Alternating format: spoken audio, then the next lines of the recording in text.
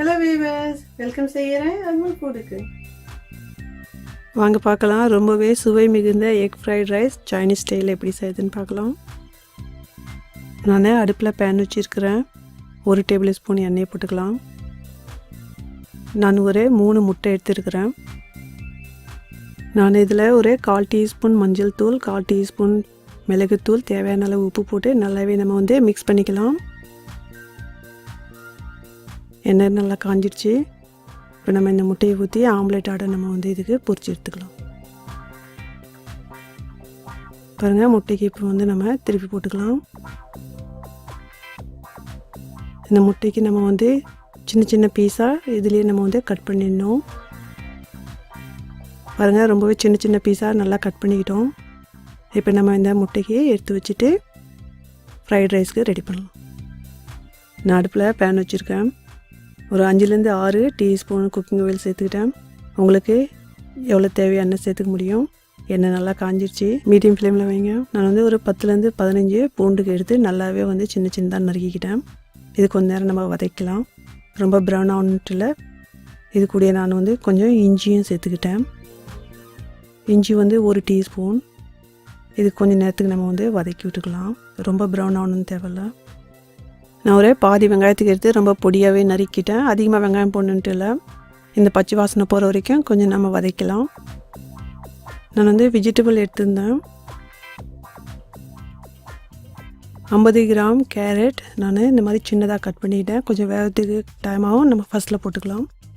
அதே மாதிரி spring அனியனுடைய white part 50 gram இருந்தால் போடுங்க. இதுக்கு ஒரு 3 நிமிஷம் நம்ம நல்லா வதக்கி விட்டுக்கலாம். இதில் நம்ம முட்டைகோஸ், இது கேபேஜ்னு சொல்கிறாங்க, ஒரு 50 கிராம் எடுத்துருக்கேன். மெலிசாக கட் பண்ணிக்கிட்டேன். அதே மாதிரி நான் 2 குடமிளகாய் எடுத்திருந்தேன் கலரில், ரெட் அண்ட் க்ரீன், அதுவும் 50 கிராம் இருந்துச்சு. ஒரு 50 கிராம் வேக வச்ச முத்து சோளம். இப்போ இதெல்லாம் போட்டு மறுபடியும் ஒரு 3 நிமிஷத்துக்கு இந்த வெஜிடபிள் எல்லாம் வதக்கலாம். பாருங்கள், நல்லாவே வதங்கி வந்துடுச்சு. ரொம்ப கலர்ஃபுல்லாக இருக்குது. ரொம்ப நியூட்ரிஷனான ஒரு ஃபுட் இருக்குது இது பார்க்கறதுக்கு.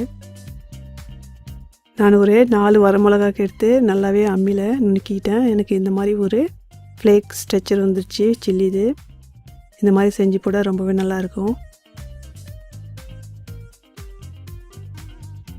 ஒரு 1/2 டீஸ்பூன் மிளகுத்தூள் போட்டுக்கலாம். மீதி நம்ம வைக்கலாம், அப்புறமா போடணும். இதுக்கு கொஞ்சம் நேரத்துக்கு நம்ம வதக்கலாம், 1 நிமிஷத்துக்கு. 1 tablespoon chilli sauce, dark soya sauce 1 tablespoon. கொஞ்ச நேரத்துக்கு நம்ம கலந்துக்கலாம்.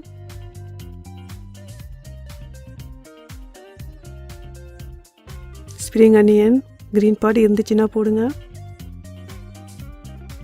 இதுக்கு கொஞ்சம் நேரத்துக்கு கலந்து விட்டுங்க. 2 டேபிள் ஸ்பூன் மல்லித்தழை போட்டுக்கலாம். இது கொஞ்ச நேரத்துக்கு நம்ம கிளறிக்கலாம்.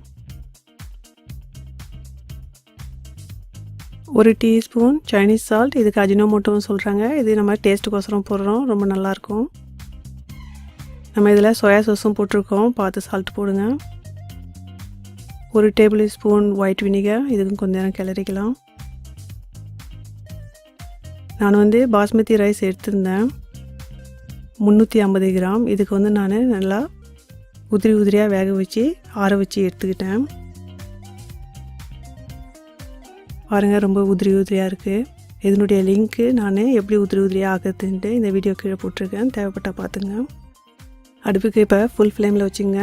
இதில் நம்ம சாதம் போடக்குள்ள ரொம்ப நல்லா ஜில்லுன்னு சாதம் ஆறி இருக்கணும். ஒரு 1/2 நிமிஷத்துக்கு நம்ம மிக்ஸ் பண்ணி விட்டுக்கலாம்.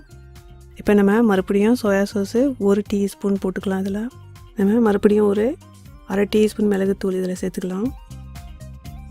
இந்த மாதிரி 2 கரண்டி வச்சு நல்லா ஹை ஃப்ளேமில் நல்லா நம்ம கிளறி விடணும் ரைஸுக்கு. பாருங்கள், ரொம்பவே கலர்ஃபுல்லாக இருக்குது. நம்ம 2 கரண்டி வச்சு கிளறக்குள்ளே சாதம் உடையாது. நம்ம ரெடி பண்ணி வச்சுருந்தோம் இல்லைங்களா, இந்த முட்டைங்க இதில் சேர்த்துக்கலாம். ரொம்ப பொடியாக கட் பண்ணக்கூடாது, ஒரு மீடியம் சைஸில் நம்ம கட் பண்ணிக்கணும், சின்ன சின்ன பீஸாக. பாருங்கள், நல்லா இது ஹை ஃப்ளேமில் வச்சு கிளறி விடுங்க, சாதம் நல்லா சூடாகிற வரைக்கும். நம்ம இப்போ கொஞ்சமாக இதில் மல்லித்தழை தூவிக்கலாம், கொஞ்சம் வெங்காயத்தாலும் தூவிக்கலாம். இதுக்கு நல்லா நம்ம கிளறி விடலாம். இந்த வீடியோ லைக் பண்ணியிருந்தீங்கன்னா லைக் பட்டனுக்கு ப்ரெஸ் பண்ணுங்கள். மறக்காத காமெண்ட் பண்ணுங்கள், ஃபேமிலியோட ஷேர் பண்ணுங்கள். ரொம்ப நியூட்ரிஷியஸ் ஃபுட் ரெடி ஆயிடுச்சு. இப்போ நம்ம டிஷ் அவுட் பண்ணிடலாம்.